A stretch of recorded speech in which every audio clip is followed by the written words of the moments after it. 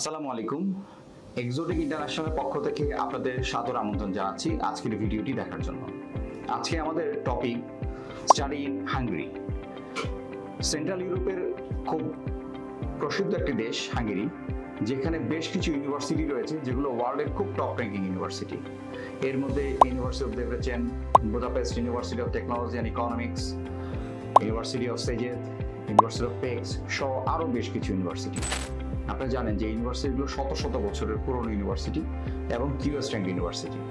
আজকে এই ইউনিভার্সিটিগুলোর মধ্যেই ইউনিভার্সিটি অফ দেব্রেচেন নিয়ে আপনাদেরকে আজকে কিছু ইনফরমেশন আমি প্রোভাইড করব। আমরা বাংলাদেশের স্টুডেন্টদের জন্য দেব্রেচেনকে সবচেয়ে বেশি হাইলাইট করে থাকি এবং এই হাইলাইট করার পেছনে বেশ কিছু রিজন রয়েছে। ইউনিভার্সিটি অফ দেব্রেচেন সিটিতে অবস্থিত। এই দেব্রেচেন সিটি হাঙ্গেরির সেকেন্ড সিটি। দ্যাট মিনস আমাদের বাংলাদেশে ক্যাপিটাল হিসেবে যেমন আমরা ঢাকাকে চিনি, সেকেন্ড সিটি হিসেবে আমরা চিটাগংকে চিনি, ঠিক তেমনি বুদাপেস্টের পরে যদি কোনো সিটির অবস্থান থেকে থাকে সেটি দেব্রেচেনের এই ইউনিভার্সিটি ওয়ার্ল্ডের টপ র্যাঙ্কিং ইউনিভার্সিটি। কিউএস র্যাঙ্কেও এটির একটি অবস্থান রয়েছে। আর ওয়ার্ল্ডের বেশ কিছু ইউনিভার্সিটি রয়েছে যে ইউনিভার্সিটিগুলোতে গ্রিন ইউনিভার্সিটি হিসাবে কাউন্ট করা হয়। ইউনিভার্সিটি অফ দেব্রেচেন ঠিক তেমনি একটি ইউনিভার্সিটি। ইউনিভার্সিটি অফ দেব্রেচেন 1538 সালে এস্টাবলিশ একটি ইউনিভার্সিটি, যেটি ওয়ার্ল্ডের খুব টপ র্যাঙ্কিং ইউনিভার্সিটি। এটি আন্ডার কিউএস র্যাঙ্কড এবং এই ইউনিভার্সিটি দেব্রেচেন সিটিতে অবস্থিত। দেব্রেচেন সিটি হাঙ্গেরির সেকেন্ড সিটি। আমাদের দেশে আমরা যদি ঢাকাকে ফার্স্ট সিটি, দ্যাট মিনস আমাদের ক্যাপিটাল, এবং চিটাগংকে আমরা সেকেন্ড সিটি হিসেবে কাউন্ট করি, দেব্রেচেন ঠিক বুদাপেস্টের পরেই সেকেন্ড সিটি হিসাবে হাঙ্গেরিতে অবস্থিত। এবং এই সিটিতে এই ইউনিভার্সিটি বিশাল একটা এরিয়া নিয়ে প্রতিষ্ঠিত, যেখানে ইউনিভার্সিটিতে ল্যাব, লাইব্রেরি, হোস্টেল সহ প্রপার এনভায়রনমেন্ট অফ এডুকেশন খুবই অ্যাভেলেবল। এবং সাবজেক্ট অফারের ব্যাপারে যদি চিন্তা করে থাকেন, মেডিকেল সায়েন্সের কোর্স থেকে শুরু করে বিজনেস সায়েন্সের কোর্স, ইঞ্জিনিয়ারিং, এবং আপনি যদি পাইলট প্রোগ্রামও পড়াশোনা করতে চান তাও ইউনিভার্সিটিতে পড়া সম্ভব। মেডিকেল সায়েন্সের যথেষ্ট পরিমাণ কোর্স এই ইউনিভার্সিটিতে রয়েছে। বাংলাদেশে অনেক স্টুডেন্টই মেডিকেল সায়েন্স নিয়ে পড়াশোনার ব্যাপারে ইন্টারেস্টেড হয়ে থাকেন। যদি আপনারা ইন্টারেস্ট ফিল করেন, দেব্রেচেনকে বেছে নিতে পারেন। নার্সিং পড়ার জন্য অনেক স্টুডেন্ট বিদেশে যেতে চান, নার্সিংয়ের জন্য এটি একটি ভালো প্লেস। ইঞ্জিনিয়ারিংয়ের জন্য এটি একটি টপ র্যাঙ্কিং ইউনিভার্সিটি। বিজনেসেরও বেশ কিছু কোর্স রয়েছে, যে কোর্সগুলো আপনি এখানে পড়তে পারবেন। তাছাড়া ন্যাচারাল সায়েন্স, বায়ো সায়েন্স সহ আরও বেশ কিছু সাবজেক্ট এবং শত শত সাবজেক্ট ইংলিশ ভার্সন প্রোগ্রাম হিসেবে এখানে অফার্ড। এই ইউনিভার্সিটি পড়ার জন্য আপনার আইএলসের কোনো রিকোয়ারমেন্ট প্রয়োজন হয় না। আপনি উইদাউট আইএলসও এখানে ব্যাচেলর বা মাস্টার্স প্রোগ্রামে অ্যাপ্লিকেশন করার সুযোগ পাবেন। আর আমাদের কাছে যখন আপনি আসবেন, আমরা যেহেতু দেব্রেচেনের একজন অফিসিয়াল রিপ্রেজেন্টেটিভ, আমরা প্রাথমিকভাবে যে কাজটি করব তা হলো আপনার অল একাডেমিক ডকুমেন্টস আগে ইউনিভার্সিটিকে মেইল করে পাঠাবো। যেই সাবজেক্টটি পড়তে যাচ্ছেন সেই সাবজেক্টটি পড়ার ব্যাপারে আপনি এলিজিবল কিনা এই কনফার্মেশনটি আপনাকে আগে এনে দেব। আপনি কনফার্মেশন দেখে তারপর আপনি অ্যাপ্লিকেশন করার সুযোগ পাবেন। আর প্রতিটি সাবজেক্টের জন্যই যে ইনফরমেশনটা আপনাদেরকে বললাম, যে এখানে আইএলস ছাড়াও আপনি প্রসেস করার সুযোগ পাচ্ছেন, বাট ডেফিনেটলি আপনার ভালো একাডেমিক রেজাল্ট, ভালো স্পিকিং অ্যাবিলিটি থাকা প্রয়োজন। কিছু কিছু সাবজেক্টের জন্য এন্ট্রেন্স এক্সামের প্রয়োজন হয়ে থাকে। দেব্রেচেনের বিভিন্ন সাবজেক্টে অ্যাডমিশন পাওয়ার জন্য আপনাকে যে এন্ট্রেন্স এক্সাম দিতে হবে, কী ধরনের কোশ্চেন আপনাকে তারা করবে, কী ধরনের কোশ্চেন কতটুকু সময়ের ভিতরে আপনাকে আনসার করতে হবে, এই সমস্ত গ্রুমিং আপনারা আমাদের অফিসে পেয়ে থাকবেন।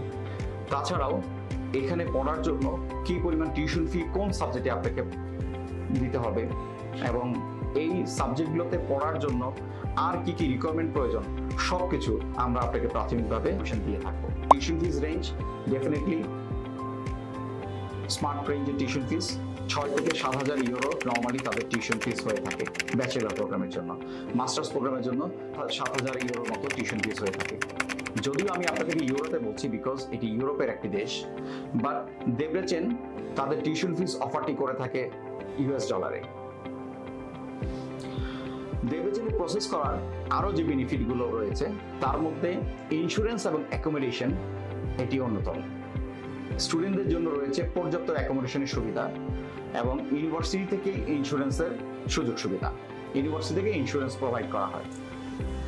আমরা যখন একটা ভিসা অ্যাপ্লিকেশন করতে যাই তখন আমাদের ভিসা অ্যাপ্লিকেশনে বেশ কিছু ডকুমেন্ট আমাকে সাবমিট করতে হয়। সেই সাবমিটের মধ্যে অ্যাকোমোডেশন এবং insurance one of the important part. বাংলাদেশের 20টা ইন্স্যুরেন্স কোম্পানি রয়েছে যেগুলো ইউরোপিয়ান ইউনিয়ন অনুমোদিত।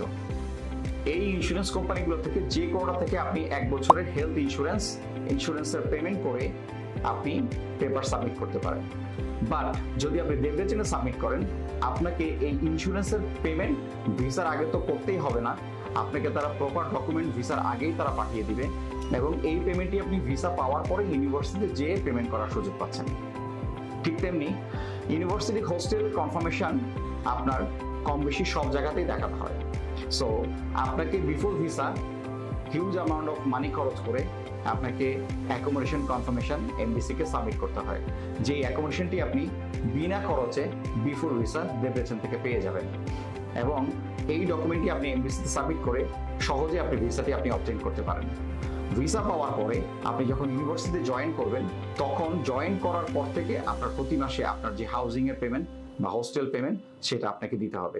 সো ডেফিনেটলি এটা আপনার জন্য একটা গ্রেট অপশন যে বিফোর ভিসা প্রায় 1 থেকে 1.5 লক্ষ টাকা কম খরচে ভিসা অ্যাপ্লিকেশন করার সুযোগ আপনি পেয়ে যাচ্ছেন বাই ডেভেলপমেন্ট।